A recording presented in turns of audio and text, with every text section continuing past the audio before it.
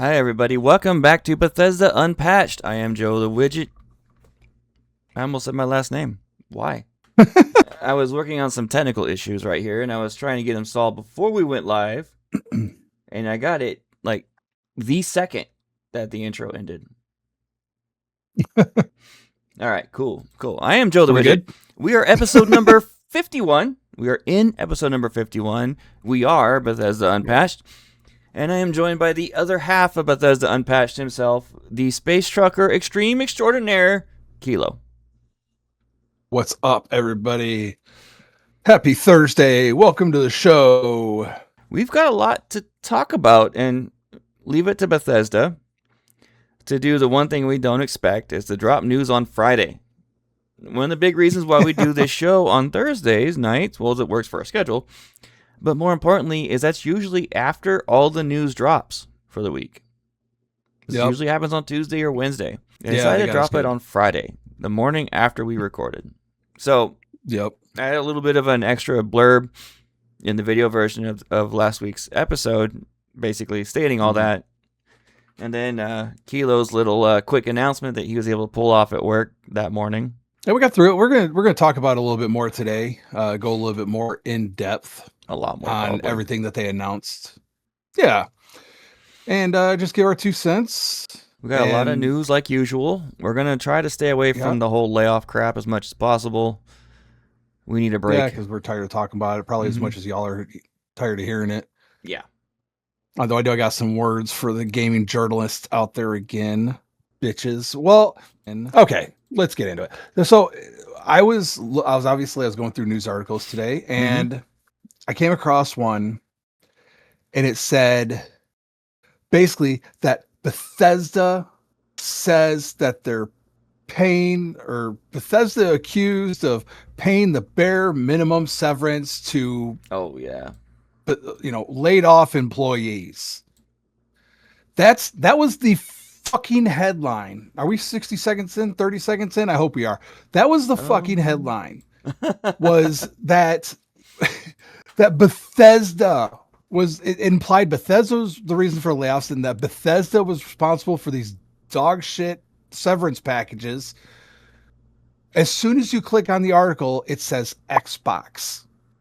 It was Xbox. The layoffs were Xbox doing, not Bethesda. The severance packages were Xbox's doing, not Bethesda's. Xbox owns Bethesda. Xbox put this stuff in motion. And I was just talking about a longtime Instagram buddy of mine, Tunnel Snakes Fool, Nikki. She's an amazing little content creator. She has way more followers than I do.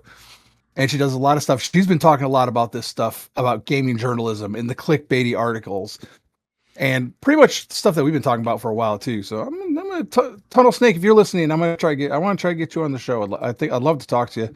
But yeah, so there was a lot of that this week, and it shifting the blame from Xbox to Bethesda somehow sensationalized the headlines of the articles, among other things. It's in to badmouth Bethesda.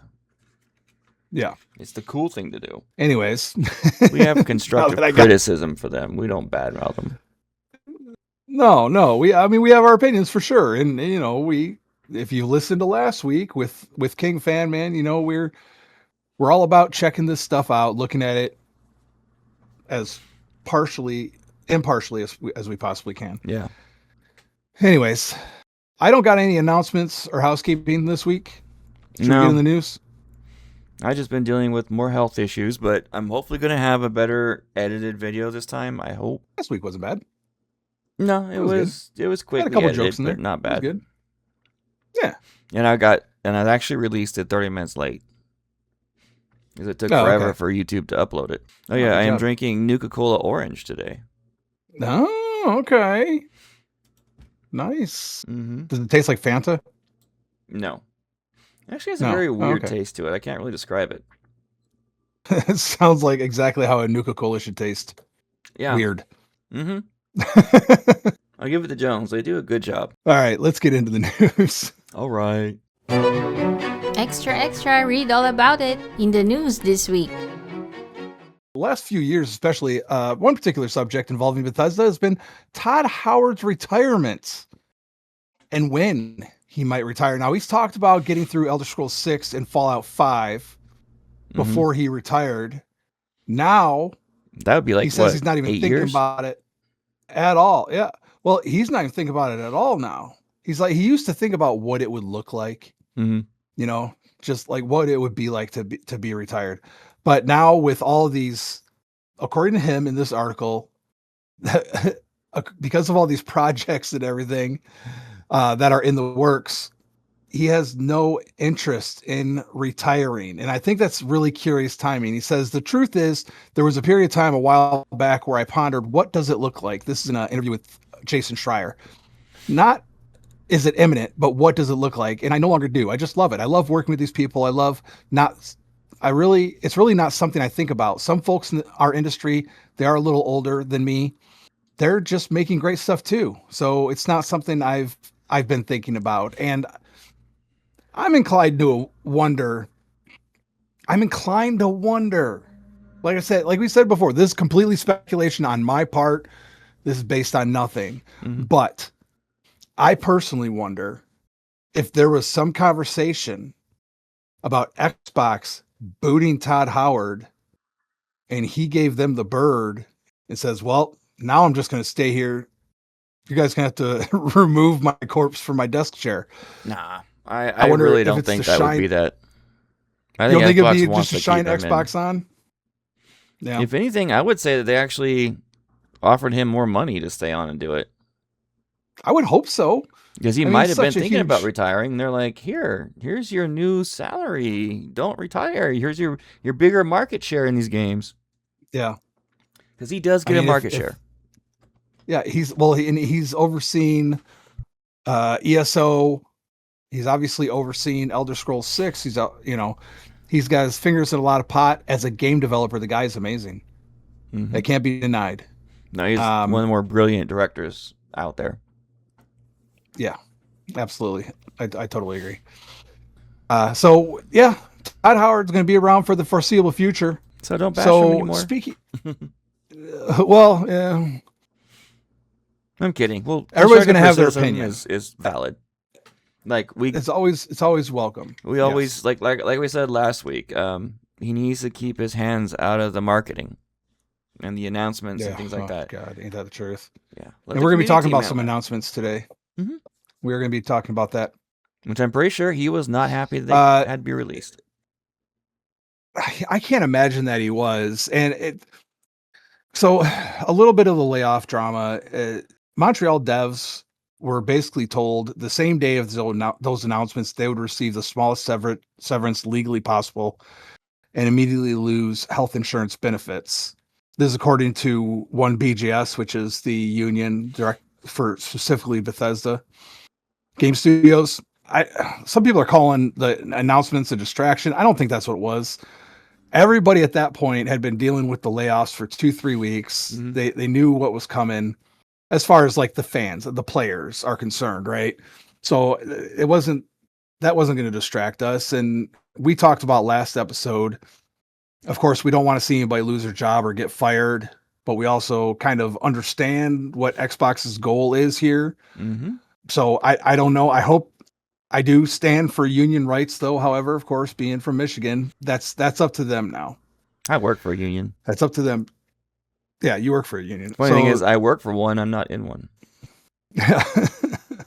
Ironically, that's a whole nother conversation. We do another main topic on that alone. I hope that the people that were laid off get fair severance. I hope that they work out whatever that is. I don't know the terms of it, and I don't care to know. It's not my business. I just hope that that works out however it's going to work out. Carly GB, number one in our chat on YouTube. Good morning.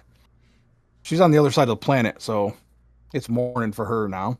Whatever. Bethesda Softworks has reportedly canceled PvP. Oh, that's right. We decided to jump that one because we didn't by Machine Games. Allegedly, there was possibly a PvP according to somebody's resume. That's, of course, never been confirmed and probably never will be confirmed because it's not quite as high profile as Blackbird was. But we all knew. I read the resume. There was actually nothing in there that indicated that whatsoever. Other than maybe a hint. Yeah, and on top of that, we already knew exactly what Bethesda Softworks was going to be focusing on, what franchises, which is Wolfenstein, Doom, Elder Scrolls, and Fallout. We knew that before Friday's announcement that those were the ones they're going to be working on. So everything else was, very possibly going to be, taken off. This one I do want to talk about right now. I would normally save this for the mod segment. Technically, it's not a mod yet. I actually came across this on Starfield After Dark. The Discord for the show that me and Widget have been on a couple of times. And Modder X2357 is a member over there. Mm-hmm. And he got Doom to run in Starfield. Yeah. You're welcome. Probably got the idea from us. Well, what he did is he created this. It's called X2357 Starcade operating system. And basically it puts an arcade operating system in the game, and it comes with 25 games, 24 complete original offline games, unified controller friendly game library, automatic Starcade pad delivered through a small startup quest, blah, blah, blah, blah, blah, F9 to launch it. This is only on Nexus right now. He told me that he is working on a console version, but the mechanics of doing so is getting a little iffy. So among the games, like I said, there's 24 of them. Great Serpent, Asteroids, Snake, Racer, Checkers. Yep. Reactor Breaker. That's funny. And of course, Doom, open source Doom clone. And I did send a picture to Widget if you want to throw that up on the screen. I already threw those up, man. Oh, look at you, man. All on top of it, man. So there's a bunch of little games in that. That's on Nexus. Starcade, StarCadeOS. That's hilarious. That's awesome. I love that. I told him I was going to shout it out on here. That was just too cool. New official Wolfenstein release confirmed for fall of 2026. We talked about this before. We talked about this a lot, and the funny thing is, we've talked a lot about everything that they announced. Mm-hmm. And then some. We have. We have. This is for the Wolfenstein, the role-playing game. And this is the official announcement. It is confirmed. It is coming August. It's August this year? Oh. I had it. September. Fall. Oh, fall. Yeah, Yeah. September 2026. Fall 2026. So they've been working on it. We talked about it before officially. And this is the TTRPG that is designed to play like a video game. Fast, crunchy, in your face kind of TTRPG. Almost more of a tactical game than a TTRPG. But yeah, I remember being very curious about how it's going to work. And we'll have to check it out. I'm interested to check it out. Speaking of TTRPG, we're doing one soon. Off the air. Yes. Off the air for Yes, now. we are off the air. Yeah, we're starting a Fallout 2D20 campaign with me and Game Master, and then Widget, and then some friends of ours, including King and possibly DM Wolf. So we're gonna get a little game going there. I'm excited for that too. Starfield just crossed 17 million players. Yeah. All That's you worth, haters that's out worth there, saying something about. suck it. Yep. A lot of players. And actually, okay, I got to bring this up. I'm gonna bring this up right now because of course, I share to a lot of different group, not so much on Reddit, but of course to all of our socials, and then on Facebook itself. I also post to a lot of groups and things like that. And I found this guy did some math, and this is MD Mitchell. There's your shout out, buddy, on Facebook. And he broke down the value of Starfield as an entertainment option. This is all on my phone. I didn't send this to you, so let me pull this up real quick. Yeah. Because he did all this math, and I just want to break this want people down to for you remember guys real quick. something. All you haters out there who like to bring up only Steam numbers, 'cause that's the easiest accessible. Starfield is way more popular on Xbox. That's a true story. From last I looked, that was a while ago, it was over 10 times more popular. Yeah. And used and played from the Xbox platform. Yeah, and you're talking about a totally different audience between PC and console, anyways. Well, a lot So of here's the PC math. players like myself have gotten it through Xbox. Xbox consoles have just what was it? They just surpassed PlayStation in the last 4 months since Asha took over. Just surpassed PlayStation, outsold Yeah, it's on Game units Pass, for exactly. Carly, PCs, see? I think. Yeah. The only thing that Xbox did not beat in the last 4 months was Nintendo, because the Switch just came out, Switch 2. That's only in the US. Anyways, here's the though. math. Internationally wise, no. Starfield. Yeah. Starfield, 1 billion hours divided by 17 million players is 58.82 hours per player on average, which is not a lot. It was back in the day, but it's not a lot. But that's the average. Average Starfield player spent about 59 hours or 2.45 full days of nonstop play as per person. This is actually a very strong engagement number for a single player RPG, this guy says. A typical action game might have a 10 to 20 hour completion time. A large RPG like Skyrim, Fallout 4, or The Witcher often gets to 500 to 100 plus hour, 50 to 100 plus hour range for dedicated players. Starfield average suggests a lot of people at least went well and beyond the main story. Games and movies are often compared as entertainment products, but the hours of engagement per dollar are radically different. That's the thing about Bethesda RPGs. The whole main story thing, we've talked a lot about this before too, is only a very small portion of the game. There are stories that are equally as big, if not bigger, and there's that are so side much stories. Which the faction quest lines alone. I just finished Free Sword Collective again. I almost consider those as their own main story themselves. They might as well. I mean, they're practically their own game, especially if you compare it to something like COD. So in a movie theater, average U.S. movie ticket price in this time period is around $11 to $12. Let's use $11.50. Average movie length, about 2 hours and 15 minutes, 2.25 hours. Cost per hour, $11.50. Stay with me. Divided by 2.25 hours equals $5.11 per hour of entertainment. Starfield launch price, $70. Average player engagement from the numbers, 1 billion hours divided by 17 million is 58.8 hours per player. That works out to be $1.19 per hour. So based on average usage, Starfield delivered about 4.3 times more entertainment per dollar than a movie theater ticket. That's just how video games work. And that's though. just using you can't really compare average player movies to video games. They're a whole different beast. They're a whole different media. It is, but he's got a point. He's got a point. But there's a point there. If you put at least 50 hours into it, you've already enjoyed it more than spending that, on I would say movie your ticket sales. average fan of the game is putting it a minimum of 200 to 300 Way hours. more. I mean, that's across the board. He even said he's like at what did he say? He said he was around I think he said he was around 1,000 hours. I'm about to hit 1,000 hours. Mossy just hit 3,000 or something, didn't he? Something crazy like that. Yeah, it's nuts. I mostly have my time in Elder Scrolls games. Like, I play a lot of Bethesda games. Mostly Elder Scrolls. Those are my jam. And Starfield, I have about 400 hours in. A little bit more. Carly says, I still play it on Xbox Game Pass. Mm-hmm. Me too. So do I. That's where I play it too. It's good value, Game Pass. I actually bought the game, though. I bought the whole premium edition. Yeah, you got the premium edition, didn't you? Mm-hmm. Oblivion Remaster is coming to Switch 2. Here's the August release date I was thinking of. I'm in that last article. We talked about this before. We have. Yep. Officially opening on the Switch 2. And this is, I'm pretty sure it's August. Yep, August 11th. A lot of people are hoping that this means that Bethesda is not done with the Oblivion Remastered.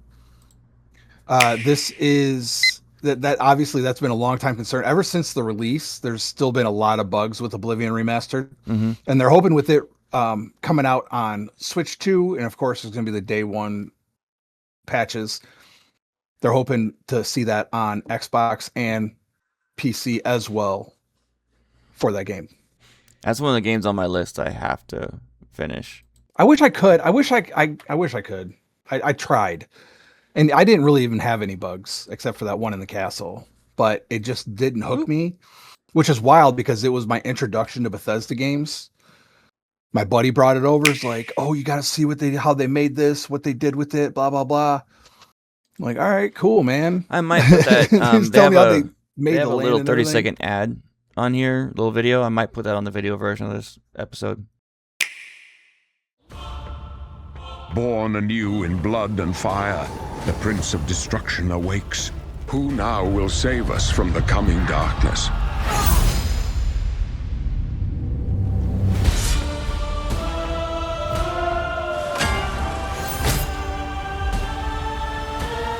Find your own path and close shut the jaws of Oblivion.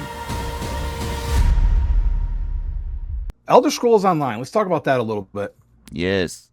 I feel like I'm clunking through the news tonight. Elder Scrolls Online. We're doing fine. The Crown Store is mostly going away. So, and this is, I guess, due in part to quote unquote team bandwidth in the wake of the layoffs. But they're basically taking everything except the in-game currency out of the Crown Store on the website. I wonder what that's exactly meaning. We decided to remove the web Crown Store from the official Elder Scrolls Online website on July 22nd. As the community manager, Kevin, wrote, the ability to acquire crowns via the website will remain, and of course, this does not affect the items that will be offered on the Crown Store in the Elder Scrolls Online. You'll just need to log in to the game to view and purchase the latest offerings. Oh, okay, that's fine. I just took the option to do it outside of the game. Yeah, you can't do it outside of the game anymore. Yeah, whoop-de-doo. No big deal. So here's an important one I want to bring up, because I know there's a lot of talk about this last few days. Bethesda responds to Elder Scrolls 6 delays following the Xbox layoffs. Long story short, there's not going to be one. Duh, we told you that. There's no... Yeah, there's Why? Because it's already done. Yeah, they're just polishing at this point. And I want to give another shout out to a listener of ours who I know is listening. They are a regular. I'm going to say she. It could be Francisco. It could be Francois. It could be Francis. It could be Francesca. It could be San Fran Dernino or some shit. I don't know. But they are regularly commenting on our Spotify. And they had this to say today. I sent this to Widget earlier, actually. Yes. This is Fran on last episode. She said, I hope it's she. If it's not he.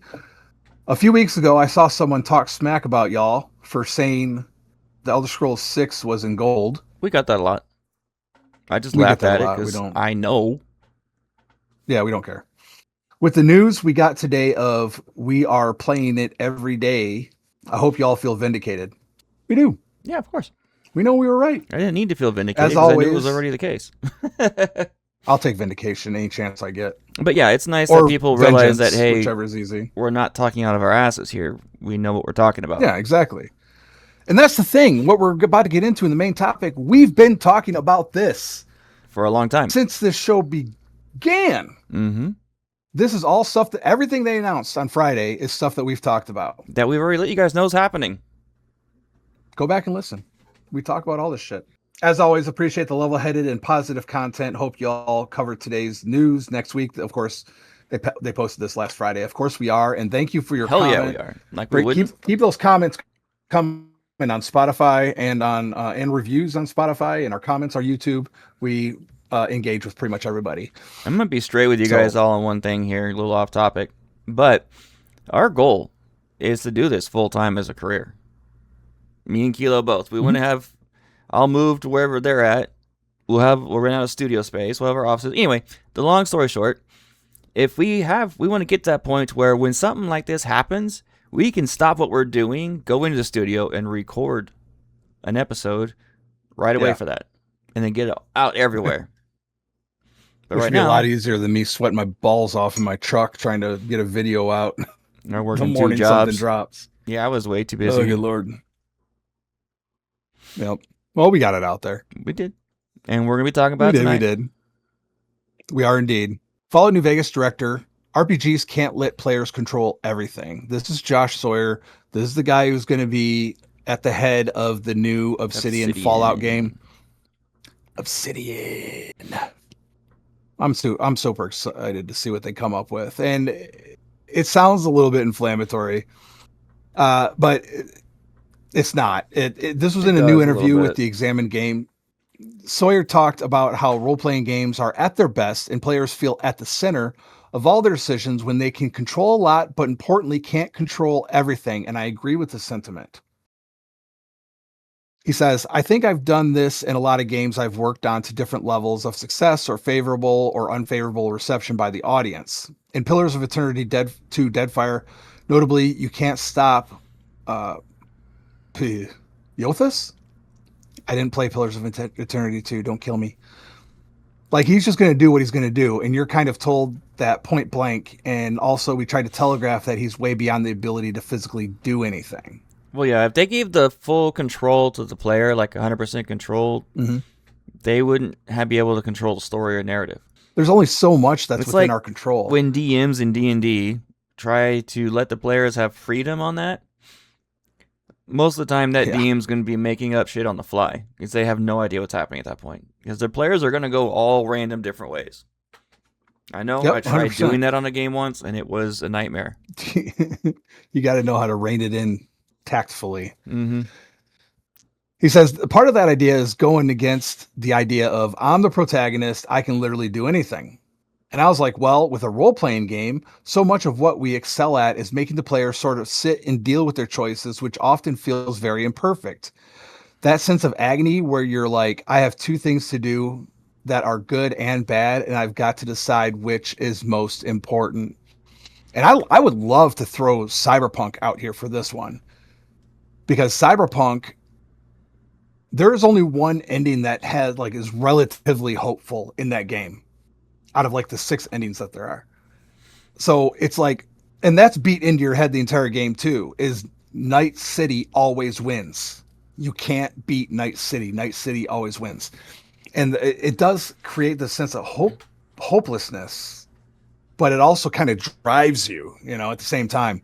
And just emotionally from a player standpoint, that balance is not common, but when it's done well, and I hope that Josh is going to do that well with Obsidian Fallout. Yeah, I'm just sitting here thinking, I really hope they don't take away consequences. Like Starfield. This feels like there's going to be consequences. Yeah. This feels like there's going to be more consequences. I just hope they don't soften the game up too much. They need to keep it nitty and gritty. They do. And we've already heard previously that was the intention of developers, at least as far as Fallout 5 is concerned. Mm-hmm. And I can't see Obsidian shying away from that at all. Oh, hell no. If you look at New Vegas, it was pretty nitty gritty. It was. It was, absolutely. So the more I hear this guy talk, the more happy I am with the decision for a Fallout game from them. I can't wait to see what they come up with. Yeah, I'm good with it. I'm excited to see what they're going to do, but we're going to be a while away because that's still in early development. It is. It's a while away. And I saw, I saw one article today that was referencing a leak, and this came from Colt Eastwood. I don't know much about Colt Eastwood. He's a content creator. He's a YouTuber. He's got a pretty good following. I don't want to speak ill of him. I did see videos that did speak ill of him.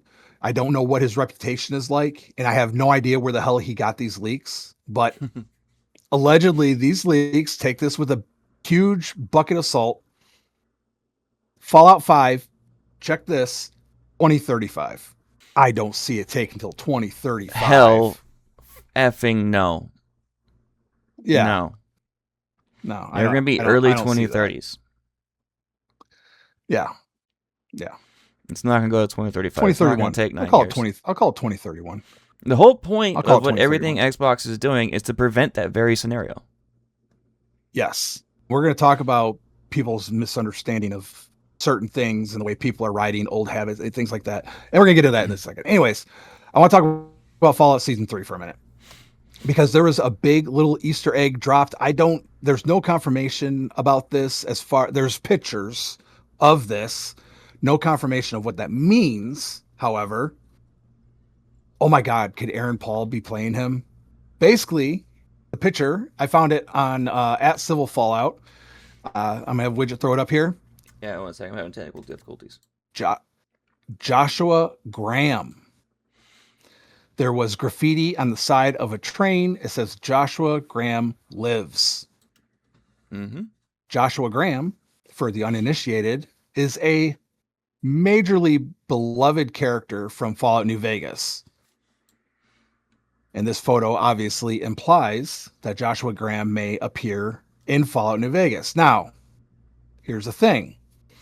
If Joshua Graham appears in Fallout New Vegas, it would be the first obvious indication of player character involvement in the TV show universe. You know, because the TV show has been they've been very adamant about not saying things went one way or the other. You know, not overtly. They put some hints in there. They put some Easter eggs in there. But like, you don't know if the Courier sided with the NCR or, you know, Independent or House or Yes Ma'am. So, but with Joshua Graham, based on his story, if he lives, it had to be through involvement with the Courier, because otherwise he's basically on a suicide mission, or his people are withering away to nothing. I think that's interesting. We'll see if he shows up. I would love to see Aaron Paul as Joshua Graham, the Burning Man. I'm already excited for season 3. They're talking about next summer, late next summer, 2027. For release? Or late 2027. They were going to do it at the end of this year. For release for season 3. They talked about doing it at the end of this year. That's the latest of what I heard. That's what I heard.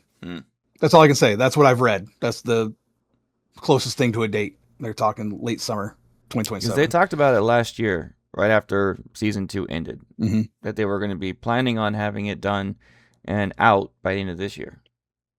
Right, but they just started production last month. So I don't know what the turnaround is on that, but there's new stuff coming for Fallout 76, and it's a lot of interesting fixes and updates, but it's mostly that. So the last thing that, real quick, new festival, Point Pleasant, West Virginia, next year, April 24th, 25th. This is the Point Pleasant Power Armor Fan Festival. It is free, and everybody is invited. It's open to the public. I just started hearing about this on TikTok. This is from Winchester Cosplays, all one word, Winchester like Sam and Dean. Winchester Cosplays on TikTok. And this is where I heard the announcement. So it's the 24th and 25th. It's supposed to be super cool. They're going to have a bunch of people in power armor, people in cosplay. It's going to be like a mini Wasteland Jamboree. Hello there, all you Vault Dwellers. So definitely check that out. Hello there, all you Vault Dwellers, Wastelanders, and Fallout fans. If you're looking for another Fallout community event while waiting for the next Wasteland Jamboree, then we've got some exciting news to share. The Power Armor Fan Festival is coming to Point Pleasant, West Virginia on April 24th and 25th of 2027. Best of all, this event is completely free and open to the public. Whether you're a Brotherhood of Steel fan, NCR, Enclave, Raiders, Vault Tech, or your own original Wasteland character, all Fallout cosplayers are welcome and encouraged to attend. Our goal is to transform downtown Point Pleasant into a living, breathing Fallout wasteland. Throughout the weekend, you'll find immersive camps, themed vendors, food, content creators, performers, community groups, and plenty of fellow Fallout fans. If you're traveling from out of town, discounted rooms are available through our official host hotels, so be sure to reserve yours before they're gone. To stay up to date on vendor applications, hotel information, event announcements, and everything else leading up to the festival, be sure to follow us on our socials, on Instagram and Facebook, and join our official Power Armor Festival Discord. That's where we'll be posting the latest news, answering questions, and building the community before the big weekend. We can't wait to see all of you out there on the Wasteland on April 24th and 25th of 2027 at the Power Armor Fan Festival in Point Pleasant, West Virginia. And here's our segue into the main topic. Bethesda says most of its recently announced games have been in motion for years. Yes. Yeah. We knew that. We knew. I told you so. Let's get into the main topic. Main topic. All right. So, as you guys are all aware, I am sure, unless you're underneath a rock, we do have a lot of good announcements that Bethesda decided to drop on us the day after we recorded. I'm a little still salty about that, but I'll get over it. This is interesting to me. The timing is interesting. I do fully believe that this was a push from Asha to put this out here. Well, because I know that Todd Howard is like fuming at all this stuff that got released. I'm sure, because this is all stuff that they've been trying to keep quiet for so long. But which was stupid. I'm sorry, but Yeah. it was. And I'm glad, This is so just- happy this is out now. yeah, absolutely. I guess let's just dive into it. I do believe this was Xbox move. I don't believe this was Bethesda by choice. But it is what it is, and here's our information. A lot of this is stuff that we've been talking about. A lot of this is stuff we've been hoping for. Starfield will continue. Yes. They're not done yet. And if you're having bugs, they're still supporting the game and putting a ticket with Bethesda.net. Do your due diligence. Don't go on the internet and bitch about it like a whiny little prick. They mentioned all the different Over, billions of hours and everything that's happening, and that yeah, they did release Nearly a little 1 nugget. Okay, I'm billion. not sure how many of you guys noticed this, but Mhm. we've been talking about this for a long time. Right Mhm. near the bottom, while preparing for the launch of our Starborn content next year, aka the next DLC is going to be Starborn. finally. We've talked about that forever, and I've told you guys for going on 2 years now, it's going to be Starborn. It's going to be coming. Here it is. So they're going to targeted gameplay, new stories, improvements, additional updates, more fixes are coming. And of course, continued support of creations. 40% of players already customized. Mm-hmm. And they're going to be investing in creators and giving players new way to make Starfield their own,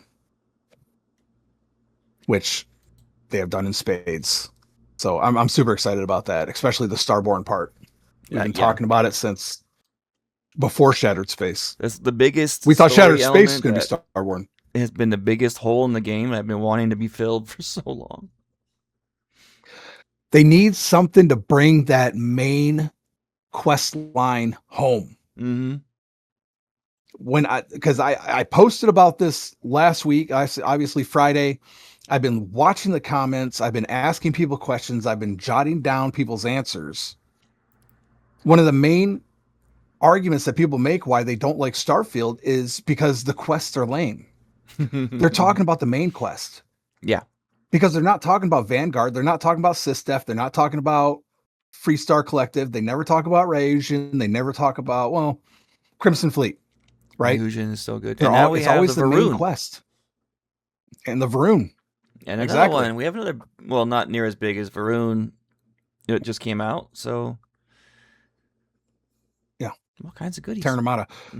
That one. Yeah, all sorts of stuff, man. So, patience, People were guys. afraid If you're- that Starfield was going to be dead after, especially like people in our circle that are huge Starfield fans.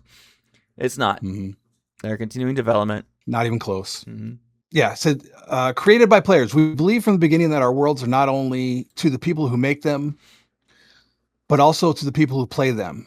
That's why we've long provided players with the tools to create their own experiences dating back to the Morrowind construction set that's talking about the creation kit. This year marked another major milestone for creations with its expansion to Fallout 4, joining Skyrim and Starfield, and we are proud to say creators have already earned more than 10 million in royalties from their work. Nuts. I did not think it was That's that much. crazy. Yeah, In my mind, I was thinking That's like awesome. 400,000 or 500,000, but 10 mil. It makes good sense for though, them though, man. through These guys, Skyrim and Fallout 4. yeah, these guys put so much work into this. Mm-hmm. Kingath made a all for it. whole, Kingath made a whole ass company Mm-hmm. out of just making creations, man. That's And wild. they probably have a pretty good share of that money. They probably could, yeah. Let's get into the future of Fallout. Fallout is one of our biggest priorities. Of course, Fallout 5 remains our long-range destination. That's their words. And we have multiple Fallout projects in active development right now. Fallout 76 continues to be home to millions of players exploring Appalachia together. With nearly 70 free updates released to date, the journey is far from over. Major Fallout 76 expansion planned next year, Raven Rock, which is a prequel story to Fallout 4, Mm-hmm. which is awesome. That's gonna be a and blast. I found somebody to play a Fallout 76 with, Oh, and it couldn't be a better guy. I hope he's listening to this. I met this dude when I was 4 years old and he was 2 years old. We were friends, close friends our entire childhood, and I'm still in contact with him today. Will, I see you. He just started playing Fallout 76 and he's playing on Xbox. Nice. So you got two newbies going at it. Awesome. Yep. That's literally the best way to do it. Next chance I get, we're going to be playing together. Because we used to do that. I mean, we were those kids that went to Blockbuster. We had a weekend to beat the game. Mm-hmm. You know what I mean? So we would play and my cousin all Scott. weekend. That's what we did. Yep. And we played so many games. Like Doom was one of our favorite games that we played back then. So we were like 11, 12 years old when that game came out. And of course, they did announce that Fallout 5 is in the works, but we all knew that. Of course we knew that. And yes, it's being made by Bethesda, not Obsidian, like we said. Yeah, exactly. There's a difference between Fallout 5 and Obsidian Fallout. Carly says... Carly is super active. Thank you so much, Carly. I was so happy to hear that. I'm headed towards 3,000 hours, and I'll be playing for a long time with new POI or Outpost updates alone. Starfield. I really got to get into Outpost building more. They're awesome. So anyways, for Fallout 4, most award-winning game in the franchise, celebrated 10-year anniversary, just surpassed 35 million copies sold. And I believe we talked about this a couple weeks ago. The revenue on this game was something like $1.5 billion for Bethesda. Yeah. Skyrim topped it at $2 billion. That's a stupid amount of money. People complain about these games. It just blows my mind. We also know many players want to revisit previous Fallout experiences. We are not announcing any dates yet. But we told you guys confirmed. These two were in the works. We confirmed it for you a long time ago. Exactly. Fallout 3, Fallout New Vegas remasters coming on the way. But I can tell you this also, because now you guys know we're not talking out of our asses. We know what we're talking about. Fallout 3 remaster will be out long before Fallout New Vegas, because that will start production after. And they're a lot further along on Fallout 3. So we'll be getting that probably in the very near future. Absolutely. I am vindicated, because you know how many people listen to us and like they talk shit in the comments, and it doesn't bother me for the most part. But now I'm looking at this letter from Bethesda and I'm like, look at it. Rub your nose. You see it? Now you can listen to us and trust what we're saying. Yeah, we're not. We do our research. We pay attention. Just relax. Fallout Shelter. Jesus Christ. Fallout Shelter continues to be the most popular way to experience Fallout on the go, with more than 250 million players. That's a lot. There's more ahead for Fallout Shelter, including new seasons. An unscripted Fallout Shelter television project is also in the works with our partners at Amazon and Kilter. I mentioned this in the comments of King's last video. I did send in a video audition. I did not hear back. You never did? That I did not hear back. So I wonder if we applied together, if we would have got in. That would have been awesome, dude. We should have done that. We should have done a team job thing going on there. 10 Emmy nominations for Fallout Season 2, production on Season 3 already underway. And there's not going to be a traditional Fallout Day broadcast this year from Bethesda. No. But they are planning to go big on the 30th anniversary of Fallout in 2027, when Fallout Day will be celebrated live in Washington, D.C. Which is going to be huge. Yep, which will also be 50 years before the bombs are supposed to drop. Yep. And we're living in a world where it looks like it might be any day. Let's see. Studio collaboration. Okay, this is the Obsidian Fallout game. Mm-hmm. Again, we've been talking about this. We've been talking about Obsidian and getting involved for a while now. Yeah, we knew that was going to be a thing, but they've been pushing back a lot on it because they had their own projects they were doing. But we didn't know that it was going to be happening this soon. Xbox threw a curveball on that and said, no, you guys are making it now. Yeah, pretty much. Well, I mean, Fallout's big right now. You gotta ride that wave, man. And Bethesda Game Studios is partnering with ZeniMax Online Studios. Those are two different studios, in case you didn't know. Yeah, they are. For the Elder Scrolls Online. Mm-hmm. Including Season 1 Return of the Thieves Guild, which recently launched. Which I gotta get into that, because that was a lot of fun. So that's awesome. Foundation extends beyond our teams to the technology, tools, and systems. We're talking about Creation Engine 3, which are both being used to develop Elder Scrolls 6 and Fallout 5. We've also talked about this. Mm-hmm. So those are continuing to be that. You know what I mean? There's so many articles that literally just one article would take one chunk of this note and just run with it. And then the next article would take another chunk and drive me crazy. It's all right here. Yeah. Bethesda.net. And it's all right here. Bethesda Unpatched. Fallout 5 is currently in pre-production. Pre-production means it's a smaller team, means that they're planning, they're writing, they're doing all the things that you do before you actually start If production, I am right? to guess, they are downplaying how far along it really is, so that people don't have expectations on time frame. I think maybe. I'm pretty certain they're in pre-alpha or early alpha, which means they do have playable content, but it's extremely early on. And it's only a small portion. Oh, there you go. At this point, they're working on building all the systems, getting the story finalized, the quest finalized with the writing teams, and building the art assets, which takes a long time. There you go. So, Elder Scrolls 6 is our primary focus in development, with the majority of our team currently working on the next chapter of the franchise, with over 65 million copies sold. Read $2 billion. Players are still exploring Skyrim 15 years later, and we know it's been a long wait for the sequel. Next chapter's on the way. I'm so excited for this. We're loving how it looks and playing it every day because the game is in gold. They are just seeing it up at this point, 100%. making it awesome. Mm-hmm. And we talked a little bit about this in our Discord. I do think now, after that conversation, I'm hoping Gamescom, we hear something. Please, Bethesda, I'm one of your biggest Elder Scrolls fans. Please give me Elder Scrolls 6. I'll beta test it and never say a word about it. I swear. I would love that.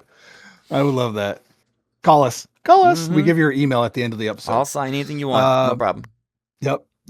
So the focus is building the future of Fallout, Elder Scrolls, and Starfield. We're investing in our technology, bringing teams closer together, supporting our live games, expanding to new forms of entertainment, and developing the next generation of Bethesda RPGs. We couldn't be more excited for what's ahead and wanted to share as much as we could. We can't thank you all enough for all you've given to us and these worlds. We can't wait to continue to build them together. Mm-hmm. Bethesda Game Studios. So there you go. That was the whole announcement. It was huge. We could spend a lot more time unpacking it, but there's not really too much to unpack, as we've been unpacking that for the last year. Pretty much. And I don't. All right, I'm done with that. Like I said, I think this is definitely. I think this was definitely an Xbox move. For sure. I'll stand by that. Yeah, there's no doubt. And I'm sincerely hoping that this is a sign that we are going to see. And I want to, by the way, Corey in our Discord was the one that initially brought this to my attention while I was at work. Mm-hmm. He posted about this the morning it happened, like 15 minutes after it dropped. A question in our chat from Elijah. Do you guys think ES6 will fall into Holiday 27, even though it's been in gold process for a while now? I was told by a little birdie a long time ago, and I said on King's show that I felt like it's going to be coming in fourth quarter 2026.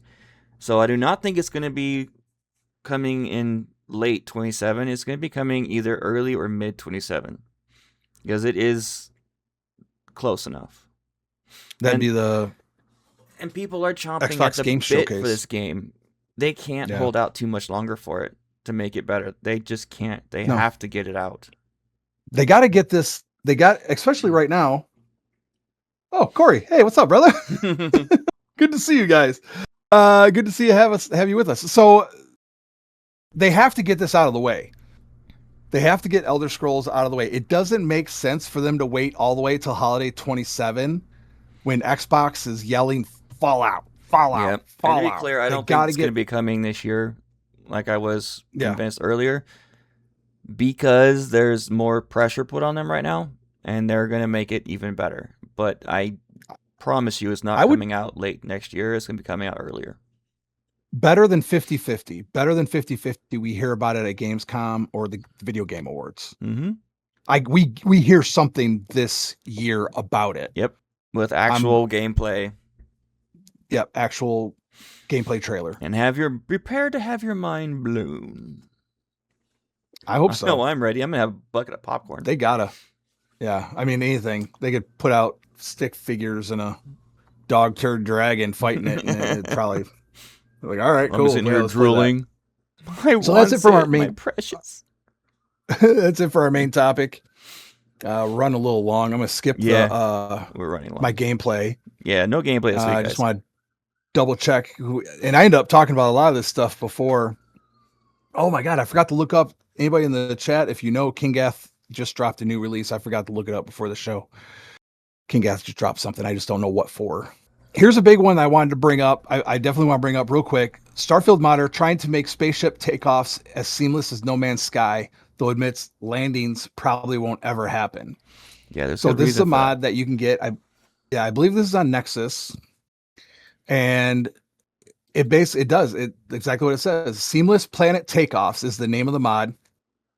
I love when they highlight shit. What sure has been towards the top of the list? Jay Duke is featured. Is a fellow content creator of ours that we know through Pedro. It basically aims to remove the loading screen when taking off from a planet and spawns your ship above the landing site for a seamless experience. Oh, I like this. Looking at the video. Mod creator is 0x Bobby. Yeah, definitely do. Yeah, Jay Duke put I think it was up on X or something. The mod is basically. I'll try to put a video up on the currently video version of this release for our episode on Saturday.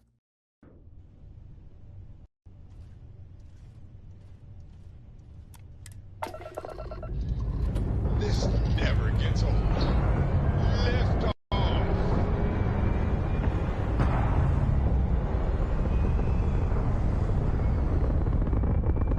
Bumping retros.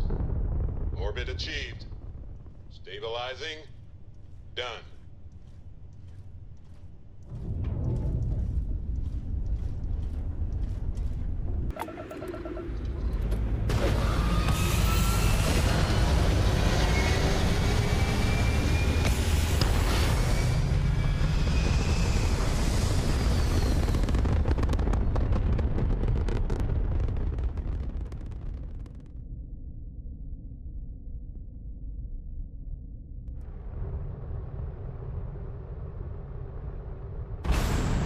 There you go. Mod is currently in beta, so expect bugs, but seamlessness of the transition will depend on the atmosphere and weather of the planet. I'm working on making the transition even smoother. Footage of the mod in action shows the normal third-person view of your ship taking off, replaced by its first-person in-cockpit camera angle. While there's still a transition moment between Starfield's on-planet environment and the orbit area, it is disguised pretty well by the mod spawning your ship in the correct place and replicating the view to hide the switch as much as possible. Interesting. Mm-hmm. So that's pretty cool. I know that's change something. The actual process of the game, because that's the big loading point. It's a hidden load.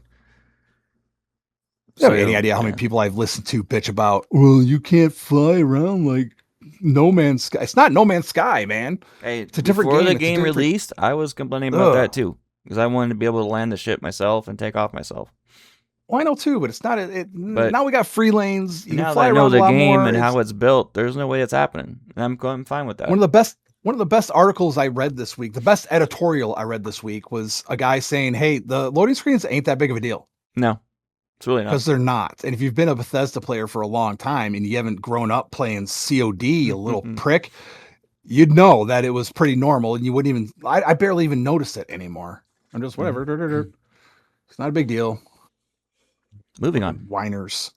Moving on. There is a multiplayer mode coming for Fallout New Vegas. The original Fallout New Vegas, obviously not the remaster. The remaster. So New Vegas Online is the name of it. And this has apparently been going on, an ongoing project for the last 11 years. It'll aim to provide you with a fun multiplayer experience. What do they do? Like that Skyrim multiplayer. Did they do this? Yeah, that's the one I'm thinking of. Yeah. So New Vegas Online is planned for post-release, but it's currently focused on getting the core gameplay features done first. So they say it's about 60% complete right now. So we'll definitely keep an eye on that, though. That's I know something that I want to play co-op, or I'll come back to Starfield when they got I've been game inundated development's by so like a loading screen on your computer, where the first 80% goes really quick, and then it stalls, and it gets to Right. 90%, and it takes like 5 times the amount of time to go from 90 to 100 than it did to go to 90%. That's what games Yeah. it's like. Yeah. It's like a mobile game, and the ad goes really, really, really fast until it gets to the end, then it slows down. Drives me crazy. Really interesting. I know we're like tight on time here, but modders remastering Fallout 3 and Fallout 4. Fallout 3 inside of Fallout 4. Not bothered by Bethesda's official version. Saying, quote, our product has been a community-driven passion project for almost a full decade, and they're going to continue to work on it. Yeah. So Don't compete with Bethesda, guys. I know you've been putting all your time and effort in, but we've talked about it before. Some of these, unfortunately, like as cool as this is, I'd love to see Fallout 3 and Fallout 4. This stuff doesn't. Fallout London was an anomaly. yeah, Like very much so. it It's was like, a phenomenon. it's a one and A only. lot of these projects. How many have we talked about over the past Well, 2-3 several. years of us recording together? Several. Fallout London came out. You know, it's tough, and you know, I don't know how that would even work if there's any legality It's there. like I've said in the or anything like past, that. they need a huge team in order to be able to have a decent time frame. It's still going to take years. And these guys, Yeah. or most of them, are amateurs, or they haven't been in the professional field. Like a team of 5 or 6 of them at the most doing it, it's going to take forever. The odds Yeah. of them coming I out mean- and actually releasing are slim to none. They've been working on it for 11 years, man. Mm-hmm. Last one I want to bring up. I think this is important because many Skyrims, because of Nintendo. This is a Legend of Zelda mod. It is a DLC sized adventure called Relics of Hyrule. So it's this huge crossover. Here's another one. 13 years in the making. Mm-hmm. Breathing new life into Skyrim and giving fans both the Elder Scrolls games and Zelda games exactly what they crave, I assume. A mesh of 2 amazing franchises that have to be seen to be believed. It's much larger than your average mod, adds new assets, locations built from the ground up, brand new dungeons to explore, and new character models and weapons that look right at home at the in the Nintendo franchise. Yeah, colorful and cartoony. No thanks. Yeah, it's not my art style either, but it is out there. It is a work in progress, of course. It's been actively expanding and evolving since August of 2013. New content and fixes every few months. So this is an active thing that they've been working on.